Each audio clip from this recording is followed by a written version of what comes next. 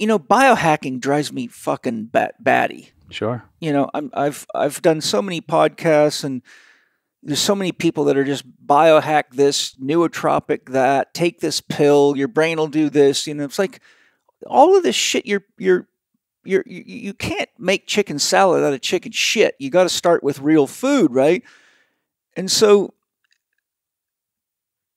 when I taught you and have taught thousands how to monitor their 4 doctors and pay attention to what's happening inside of you, and stop looking at your damn gadget that tells you how many calories you took and how many steps you took, because none of that matters if you don't have these other things in place. And the problem is, as I tell people all the time, every time you add a gadget into your life, you disconnect from a part of your internal wisdom system. Sure. You rely on something to tell you what your heart rate is instead of paying attention to your own perceived effort.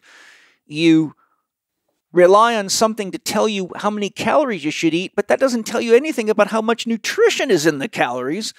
So you say, oh, look, I did 156 calories. I can have an apple and a rice cake. Right. Yeah, but you might need, 2 chicken legs and a salad. Yeah.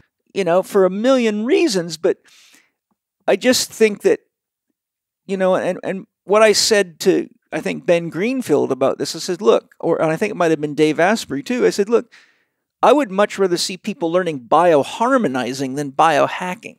Yeah. The human being is not a computer. It's not a machine. You cannot take shortcuts with it. And I'm sure you've seen this over and over again in your life. Oh, yeah. I mean, the most impactful thing you taught me was just checking my morning heart rate. Yeah. Waking up every day and before you get out of bed, checking your morning heart rate for a minute and building a database of what your average is, and then just knowing, hey, is my heart rate below average? Great, I got a lot of energy.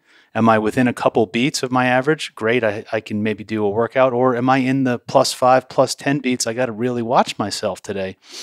If people just did that and had this relationship with their own heart and with their own biorhythms, it would pretty much eliminate any need for any gadget. And the same thing goes listening to your own heart. I mean, when you're in all these biohacking technologies, you're still in your head. Yeah. And you're only operating with a portion of your capacity, right? And it's keeping you in your head. Right. Which is not a really good place to, because your head's full of everybody else's information. Sure. Right?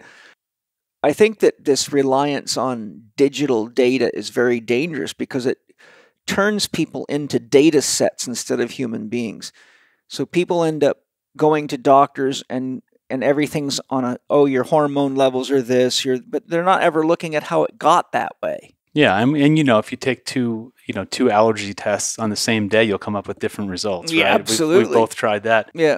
We're getting farther and farther away from being in touch with ourselves. I mean, with all of the advances of technology and all of these things on the horizon with the microchipping and the Alexas and the refrigerator that tells you when to order new food, we've really lost touch with ourselves. Ourselves, yeah, our soul, which is the point of this podcast.